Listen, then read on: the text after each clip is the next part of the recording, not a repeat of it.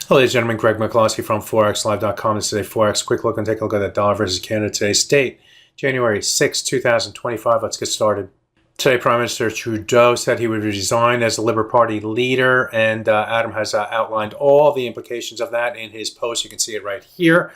For the dollar versus Canada, we saw at first an initial move to the downside that was helped by not only the rumors that Trudeau would resign his position, sending the Canadian dollar higher, but also comments from President Trump or President-elect Trump that the tariffs would be somewhat less than expectations. He later denied that report, and that forced the dollar versus Canada back to the upside here.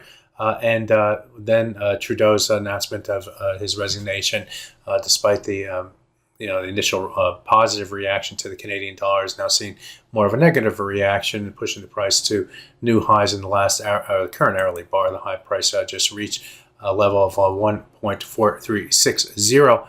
But as you can see from a technical perspective, that fell short of the converged 100 and 200 hour moving averages, which is currently coming at 1.43886. That those moving averages did a good job of trying to hold support in Friday's trade and earlier today before breaking to the downside. So it's going to take a move above those levels to increase the bullish bias going forward for the dollar versus Canada.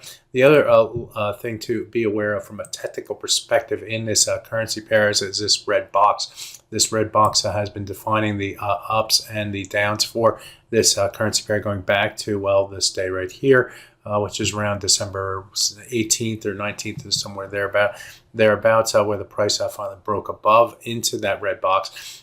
So on the downside, if the price were to go back lower, we'd have to get below the low of that red box, and also the rising 100 bar moving average on the 4-hour chart. Both of those levels come in around the 1.43365 level. So be aware of that level on the downside for the dollar versus Canada. So if I were to sum it up in a nutshell, resistance against the 100 and 200 hour moving average, support against the 100 bar moving average on the 4-hour chart, and the low of this red box area.